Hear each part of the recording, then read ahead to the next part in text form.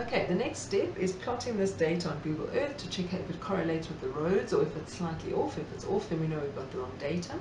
So I'm going to take this map here, I'm going to deselect all the other data.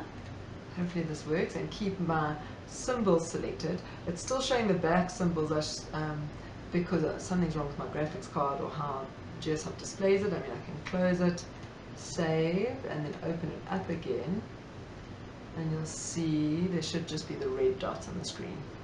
Okay, so I'm now I click on it here, but I don't think you need to, because if you go now map, export, and if I scroll down here to K and Z, you can see there is a selection option.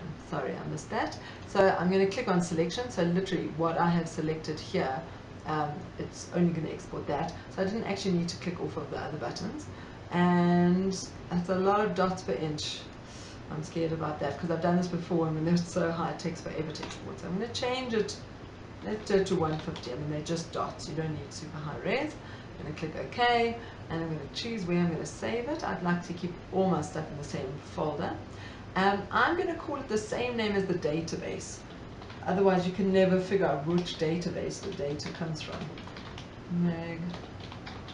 Okay, let's click Saved. Okay, and while that's exporting, I'm going to open up Google Earth. Mine takes a while to open up, the Google Earth Pro, and my computer seems to be a bit slow, so I'm going to pause the video for now. Okay, so Google Earth finally opened. So we go File, Open, and we navigate to where we've saved the KMZ file.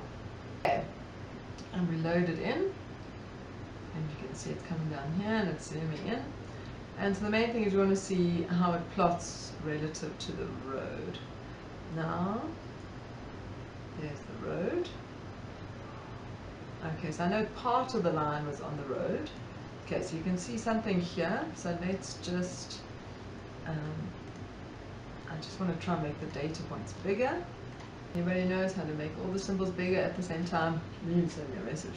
So when you reach that point, you go back to GeoSoft. You click on the symbols here on the map, and you right click, you go Edit Vector Group, select all symbol attributes.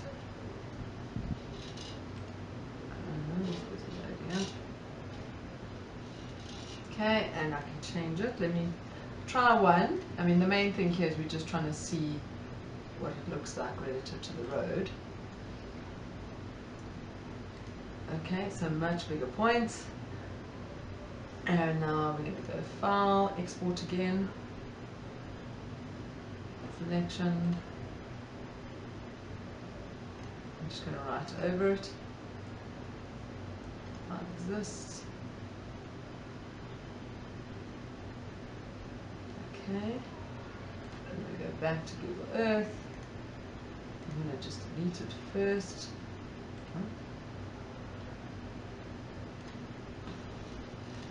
Okay. And File, Open, click. Oh, and that looks very good. So I've actually done this line previously, and it was off. And it was because I used Hudderbier's datum. So if you remember from the original first video, I said either it's going to be Cape or Hudderbier's but this data was shot in 1992, so it needs to be Cape.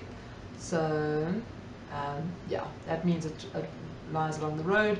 Literally, it would be 300 meters off otherwise. And I mean, this is a great, once I've gone through the seismic data, to come back and just look at what the structures are that you see on the Earth's surface. And you can see here it's lying along this road as well. So yeah, great success. The correct datum was chosen. Hopefully you live in a country where it's not so complicated. Okay, so the next thing now is how we change the seismic data. So I'm going to stop this video and I'll start a new video for that.